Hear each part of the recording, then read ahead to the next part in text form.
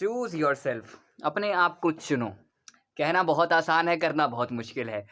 हम रात को डेली सोने से पहले ये जरूर याद करते हैं कि आज हमारे साथ क्या क्या बुरा हुआ, लेकिन ये भी हमें ही सोचना होता है कि इनको टैकल कैसे करना है। तुम रात को ये तो बहुत अच्छे से सोच लेते हो कि काश काश मैंने ये जवाब सुबह उसके मुंह पर बोल दिया होता, बट तुम बोल नहीं पाते। हो सकता है तुम्हारे मन में वो जवाब लेट आया हो सकता है पहले ही आ गया हो, बट यू कैन नॉट। तुम जवाब नहीं दे पाते हो, डरते हो कि क्या कोई सोचेगा। हो सकता है पहले ही जवाब आ गया हो, सोचा बोल दो बट बुरा मान जाएगा। अगर ये सोचते रहोगे ब्रो, तुम आगे नहीं बढ़ पाओगे लाइफ में। कभी कभार हम कॉर्पोरेट लाइफ में भी होते हैं, तो कई बार ना चीज़ों को हमें कुछ ज़्यादा ही सीरियस ले लेते हैं, उनसे हम डरने लगते हैं। हमने कभी भी लाइफ में फ्रैंक होने की किसी से कोशिश ही नहीं की है। आई मीन तुम खुद ही सोचो, तुम्हारे टीचर्स हुए, तुम्हारे कॉर्पोरेट में काम करने वाले तुम्हारे सीनियर्स हुए तुम्हारे साथ, तुम कभी भी उनसे हो सकता है फ्रैंक होने से डरते हो। मैं ये नहीं कह रहा हूँ कि उनसे बदतमीजी करो, बट डर रहता है सबके मन में। और ये डर मैंने हमेशा देखा है, ये डर बिल्ड किया जाता है from your school life. And एक चीज़ नोटिस करना कि जो लोग बहुत ज़्यादा फ्रैंक होते हैं, भले ही उनकी बहुत ज़्यादा बेइज्जती हो रही हो, बट एक चीज़ नोटिस करना, एटलीस्ट वो हंसते हैं। भले ही उनकी स्माइल फेक हो, जो मैं मानता नहीं हूँ फेक होती है, बिकॉज जो लोग बहुत ज़्यादा फ्रैंक होते हैं वो जो दिल के अच्छे होते हैं। I am not saying that कि तुम्हें खुली किताब बनना चाहिए, बट मोस्ट ऑफ देम जो फ्रीक और फ्रैंक होते हैं जस्ट लाइक मी, वो एक खुली किताब होते हैं। आई मीन भाई, कोई उनके ऊपर कह सकते हो एक फ़िल्टर ही नहीं है। मैं मेरी पर्सनैलिटी की बात करूँ तो डीप डाउन मेरे जो पर्सनैलिटी है, अंदर तक मेरी कोई फ़िल्टर नहीं है भाई। I am what I am, and तुम्हें जो दिख रहा है मैं वही हूँ मोस्टली 90%, 95%, बिकॉज़ 5% तो मेरा भी फ़िल्टर है। आई मीन कुछ भी अगर मेरे साथ बहुत ही गलत हुआ है, जो मुझे लगता है मुझे नहीं बताना चाहिए, तो I will not mention that, क्योंकि ऑब्वियस सी बात है कुछ चीज़ें पर्सनल होती हैं। एंड अब मैं यही बात कर रहा हूँ, हम क्यों डरते हैं? सवाल ऐसा है आज का हमारा कि हमें डर क्यों लगता है लोगों से फ्रैंक होने में, ऐसा फ्रीक जैसा एक्ट करने में? क्यों? क्योंकि 4 लोग क्या सोचेंगे। हम ऐसा क्यों सोचते हैं कि 4 लोग क्या सोचेंगे? हम ऐसा इसलिए सोचते हैं क्योंकि हमारे मन में डाला गया है कि 4 लोग क्या सोचेंगे। हमारे मन में ऐसा क्यों डाला गया है और किसने डाला है? क्योंकि सोसाइटी ने हमें ये सिखाया है। सोसाइटी को किसने सिखाया है कि 4 लोग क्या सोचेंगे? उनको उनके पूर्वजों ने सिखाया है। एंड हम अपनी ही पूर्वजों की परंपरा को कंटिन्यू करते आ रहे हैं। एंड स्पेशली इन इंडिया 4 लोग क्या सोचेंगे ये बहुत ज़्यादा मैटर करता है। इंडियन सोसाइटी में ग्रोथ ऐसा नहीं है कि बिल्कुल नहीं है, नेग्लिजिबल है बिल्कुल नहीं। बाकी पड़ोस की कंट्रीज से तो कुछ-कुछ कंट्रीज से तो ज़्यादा ही है, not compare to China, but compare to Pakistan and other countries हमारी कंट्री काफ़ी अच्छा ग्रोथ कर रही है। और ये बात तो मैं खाली ऐसे मैं इकोनॉमी पे चला गया, खाली साइकोलॉजी और बिहेवियर पर रहते हैं अभी के टाइम पे। मुझे लगता है कि एक इंसान की मेंटल ग्रोथ के लिए स्पेशली इन इंडिया ये बहुत ज़रूरी है कि हम उसको नीचे ना खींचें। बाकी कंट्रीज़ में भी ऐसा होता है कि लोग एक दूसरे को नीचे खींचते हैं, लेकिन हमारे एजुकेशन सिस्टम में या हमारी सोसाइटी की जड़ में, जो कि जड़ से ही एजुकेशन सिस्टम हमारा बना है, और हमारे एजुकेशन सिस्टम बनाने में ब्रिटिशर्स का भी हाथ है, जो कि खाली एम्प्लॉइज़ बनाना चाहते हैं। सो सॉरी, मैं बहुत सारी चीज़ों को मिक्सअप कर रहा हूँ। सीधा टॉपिक पे आते हैं। मेरा सवाल ये है कि कैसे हम ये जो फ़ियर है, जो हमारे अंदर रूटेड है, इसको कैसे हम टैकल कर सकते हैं? नाउ द थिंग इज़, मैंने बहुत पहले ही तुम्हें बता दिया कैसे इसको टैकल करना है, ठीक है ना? मेरी अगर तुमने वीडियोज़ देखी होंगी पुरानी, तो मैं उसमें मेंशन करता रहता हूँ कि अगर तुम्हें अपने डर को टैकल करना है, तो उसके लिए तुम्हें उस डर को समझना पड़ेगा। अगर मुझे मैथ से डर लगता है, तो वो इसलिए लगता है क्योंकि मैं उसे समझ नहीं पाता। अगर मैं उसको समझ पाता हूँ, मेरे से सारे सवाल बन रहे हैं, तो मैं उससे नहीं डरता। अगर मेरा एक फ़ॉर्मूला मुझे अच्छे से आ गया है समझ, मैंने उसको रटा नहीं है, तो मैं उसको कहीं भी अप्लाई कर सकता हूँ। उस फ़ॉर्मूला को तोड़ना, उसका डेरिवेशन, उस कहाँ से वो डिराइव हुआ है, मुझे वो सब पता है, तो क्यों डरूँगा मैं उस चीज़ से? सेम चीज़ लाइफ़ में फ़ियर के साथ भी होती है। ये वर्ड हमारी ज़िंदगी वर्ड प्रॉब्लम्स की तरह ही है। अगर हमें फ़ॉर्मूला अच्छे से आता है, तो हम चला लेंगे ज़िंदगी। तो मेरा मानना है कि जो फ़ियर वाला जो फैक्टर है हमारा, ये इसलिए आता है क्योंकि भाई समझना पड़ेगा। मैंने कहा ना, इसको अगर तुम्हें डर को ख़त्म करना है, तो डर को समझना पड़ेगा।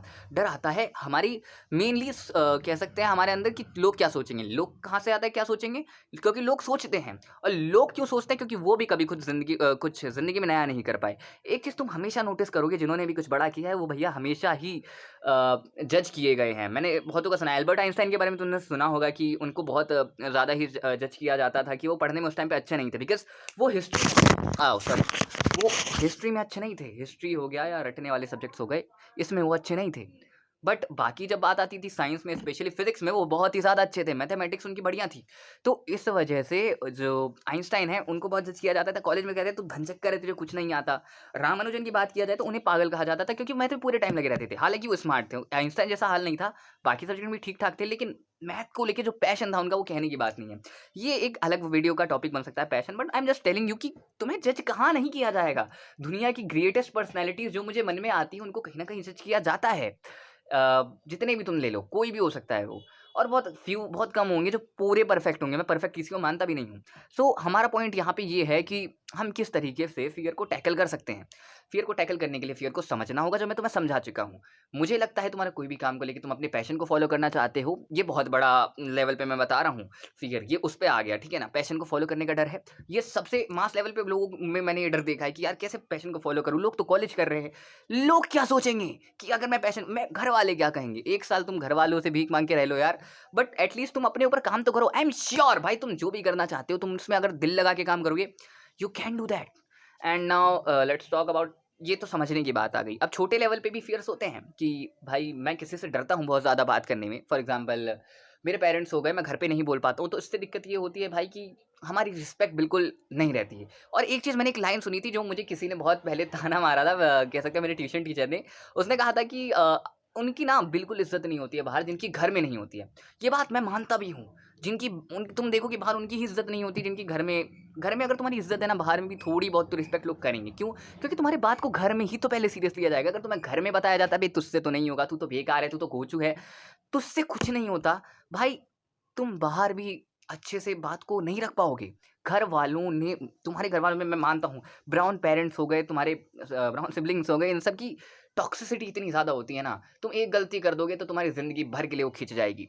सो टेक द इनिशिएटिव भाई, अपनी एक इनिशिएटिव लेना अपने हाथ में लो, दूसरों को मत दो। मुझे पता है कि मेरी वीडियोस, मैंने अभी से वीडियोस नहीं बना रहा हूँ, इट्स बीन लाइक मैं 2017 से मैंने स्टार्ट किया था। मुझे भी लोग बोलते थे कि तू क्या करता है। मेरा एक भी चैनल नहीं चला है, बट कुछ वीडियोस पे 1000 व्यूज़ है, कुछ पे थोड़े कम है, कुछ पे उससे कम है। बट मैं कर रहा हूँ ना, मैं सीख रहा हूँ। मैं अभी भी परफेक्ट वीडियो नहीं बनाता, लेकिन स्टिल आई एम ट्राइंग। तो भाई जितना मैंने इनिशिएटिव लिया है, मैंने बहुत ज़्यादा नहीं लिया। I am a human being, मैं अभी भी डरता हूँ, I am still anti social, but still I would say कि मैंने काफ़ी ज़्यादा इंप्रूव किया है। मैं बताऊँ, एक रहता है ना existential crisis, I don't remember मैं लास्ट टाइम कब एक्जिस्टेंशियल क्राइसिस में गया हूँ। एक्जिस्टेंशियल क्राइसिस यानी, अगर जिसको नहीं पता मैं बता दूँ कि क्यों एग्जिस्ट करता हूँ मैं, मकसद क्या है मेरा, मैं तो बेकार का हूँ, मेरे अंदर कितनी कमियाँ हैं। मैं नहीं आता इन पे, मुझे पता है मेरे अंदर कितनी कमियाँ हैं।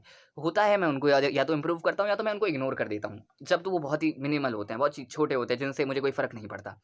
So just know your fear, तुम्हारा डर क्या है। छोटे लेवल के जो डर होते हैं, बड़े लेवल का डर तो मैंने तुम्हें बता दिया, लोग क्या सोचेंगे उस पे मत जाओ। 1 साल तुम खुद पे काम करो, अपने पैशन के ऊपर, तुम अपने आप एक तरीके से बहुत बढ़िया इंसान बन जाओगे अपनी लाइफ में। I am not even lying, तुम ट्राई करके देख लेना। नाउ ये तो हो गया अंडरस्टैंड, फियर को समझने वाली बात। उसके बाद अंडरस्टैंडिंग के बाद आता है दूसरा पॉइंट, जो छोटे टाइप के होते हैं ना, उनको तुम समझ तो लोगे, लेकिन उन पे काम करना बहुत नामुमकिन सा लगता है। मुश्किल नहीं, नामुमकिन लगता है। किसी से फ्रैंक कैसे हूँ, किसी से मैं ये नहीं कह रहा हूँ जाके डायरेक्ट अपने कॉर्पोरेट ऑफिस में जाके अपने सीनियर से बोला और भाई कैसा है, नॉट लाइक दैट। बट लोगों से तो एटलीस्ट तुम फ्रैंक होना सीखो। जैसा मैंने कहा, जिसकी घर में इज्जत नहीं है उसकी बाहर भी नहीं होती। छोटे छोटे इनिशिएटिव्स लो। जैसे तुम्हें लोगों से बात करने में डर लगता है, तो अपने फ्रेंड से बात करो। तुम कुछ भी किसी भी चीज़ से डरते हो, तो उस चीज़ को ट्राई करने के लिए तुम पहले उन लोगों पे ट्राई करो जो तुम्हें लगता है अंडर कॉन्फिडेंट है, ये तो मेरी बात सुन लेंगे, तुमसे भी ज़्यादा घोंचू लगते हैं तुम्हें। आई मीन लगते ही हैं सबको, हर कोई कंपैरिजन करता है, कहने की बात है कि मत करो, करते सभी हैं। सो तुम अगर ऐसी चीज़ें करते हो, बहुत छोटे स्टेप्स उठाते हो, धीरे धीरे तुम आगे बढ़ा सकते हो अपने आप को। एंड भाई I will say one thing, criticism से नहीं डरना है। क्रिटिसिज्म के अगर तुम क्रिटिसिज्म को लोगे, भाई पॉजिटिवली लो नेगेटिवली लो, तुम पे है। बट क्रिटिसिज्म हमेशा तुम नोटिस करना, लोगों का मतलब खराब ही रहता है। वो तुम्हें जज करते हैं अगर ज़्यादा, तो भाई वो तुम्हें समझते नहीं है, उन्होंने तुम्हारी ज़िंदगी नहीं देखी है। बट स्टिल जो क्रिटिसिज्म दे रहे हैं, सी कि वो कंस्ट्रक्टिव क्रिटिसिज्म है कि नहीं। कंस्ट्रक्टिव है तो ही समझो, वरना leave it. And that's it for today. अगर इस टॉपिक पे मैं डिटेल से वीडियो बनाऊँ, मैंने मजाक मजाक में बना दिया ये वीडियो, बट आई होप ये चीज़ तुम्हें हेल्प करेगी। बहुत अच्छा लगेगा मैं अगर तुम कमेंट करके मुझे बताओ कि तुम्हें ये चीज़ सच में समझ आई है, तुम्हें अच्छी लगी है। And that's it for today भाई, ख़त्म करते हैं। तब तक के लिए बाय बाय।